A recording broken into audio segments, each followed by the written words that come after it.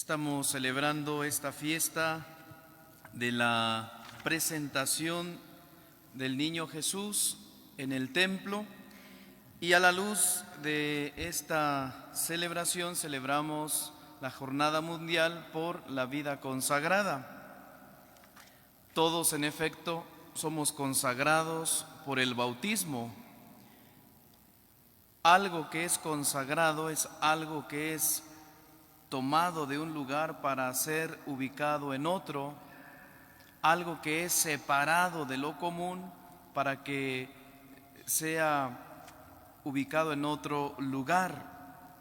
Por ello, al contemplar hoy esta palabra que el Señor nos dirige, vemos cómo la Virgen María y San José, que eran piadosos, temerosos de Dios y un gran amor al Señor y por su ley, llevan al niño para ser consagrado ante el templo.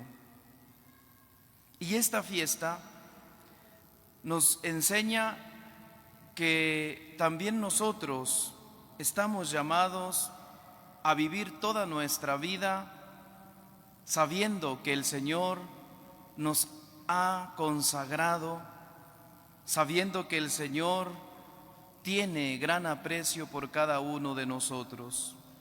Y de manera especial hoy ponemos la atención en la vida consagrada.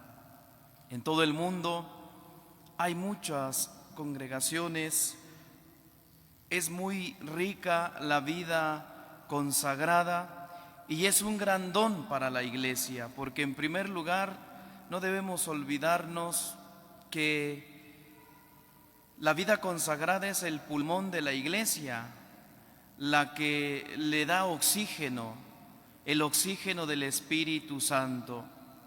Por eso, queridas hermanas que hoy están aquí presentes, pues les agradecemos por su presencia, les agradecemos por su labor, por su trabajo, pero sobre todo les agradecemos por su entrega al Señor cotidiana. Una entrega que sin duda no es nada fácil, pero que es el medio por el cual ustedes dan gloria a Dios día con día. Y es Cristo el que va mostrándoles el camino que deben de seguir para alcanzar la plenitud desde la virtud. La exhortación Vita Consagrada nos enseña que la vida consagrada es un signo preciso en la Iglesia del cielo anticipado aquí en la tierra. Sin duda que es a la vez pues una gran responsabilidad, pues el hecho de que uno tenga que ser luz ante un mundo lleno de oscuridad.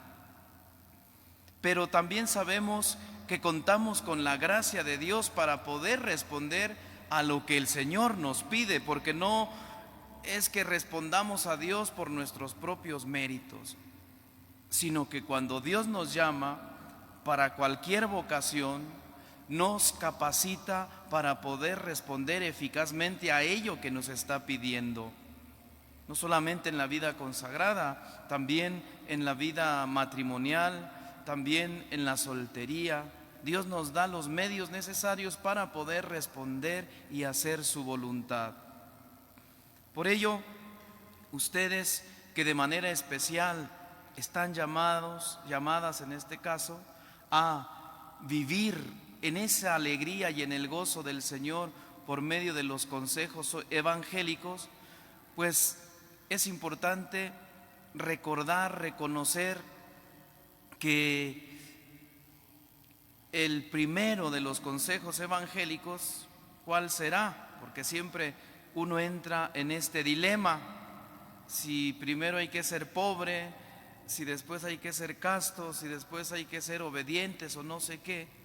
Pues podemos decir que lo primero es la obediencia.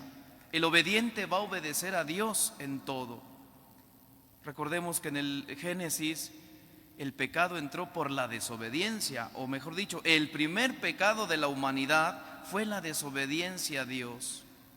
Mas sin embargo, así como por la desobediencia de nuestros primeros padres entró el pecado en el mundo, también por la obediencia de Cristo entró la vida y la gracia al mundo.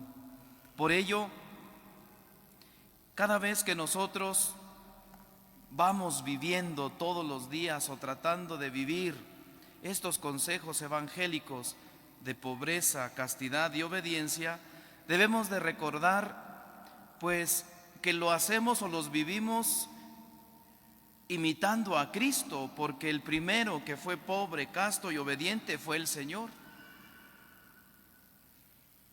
Y estamos también entonces llamados a ser imitadores de Cristo, hasta el punto de lograr tener los mismos sentimientos del Hijo amado del Padre. Este es el desafío que tenemos hoy en día como consagrados por el bautismo, porque no es que los consejos evangélicos de pobreza, castidad y obediencia son únicamente algo una medalla que le colgamos a las hermanitas, no. Todos, por el hecho de ser consagrados en el bautismo, estamos llamados a vivir los consejos evangélicos como un camino de perfección. Si quiero ser santo, tengo que mantenerme en este caminar. Siendo pobre, ¿quién es el pobre? Pues el que se siente necesitado, el que no puede valerse por sí mismo, ese es el pobre. Pero no en un sentido material, sino en el sentido espiritual. El pobre es aquel que se siente necesitado de Dios, aquel que necesita depender únicamente de Dios. Por ello, uno de los pecados fuertes o graves en la vida religiosa es la independencia. Porque ¿quién es el independiente? El que se vale por sí mismo. Y hablando en un sentido espiritual, pues la independencia de Dios no es buena. Al contrario, debemos depender del Señor. Asimismo, es importante que recordemos y en este día tengamos presente a nuestras hermanas que brindan su servicio en nuestra parroquia, pero sobre todo aquellas hermanas y hermanos pues que entregan su vida en la consagración de los consejos evangélicos. Pedir por ellos. Hay que cuidar nuestra iglesia, hay que cuidar nuestro interior.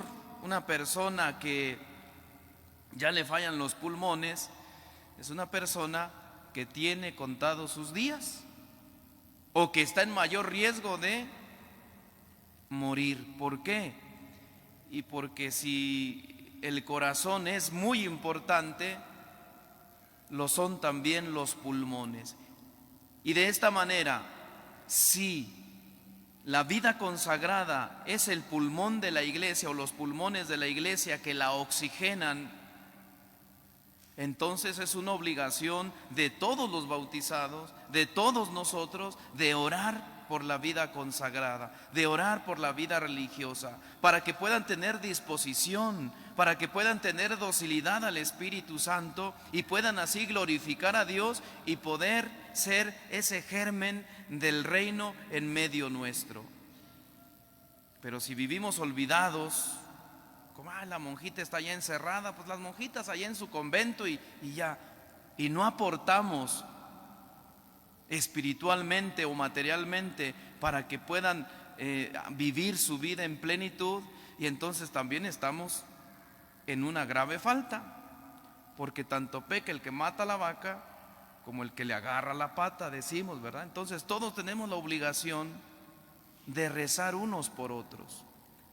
Las hermanas, la vida consagrada, de rezar por la iglesia, por el mundo, pero también nosotros como iglesia rezar por ellas para que no se cansen. Cuando estaban peleando el pueblo de Israel Moisés se puso en oración. Cuando Moisés estaba en oración, el pueblo vencía, pero cuando Moisés se cansaba y empezaba a bajar los brazos, eran vencidos. Entonces, ¿qué hacían? Pues lo ayudaban a que mantuviera los brazos y que no los bajara para poder salir triunfantes. Así también es la vida bautismal, la vida cristiana. Necesitamos ayudarnos mutuamente desde la oración. Por eso, en este día no nos olvidemos de la vida consagrada y agradezcamos a Dios por ellos.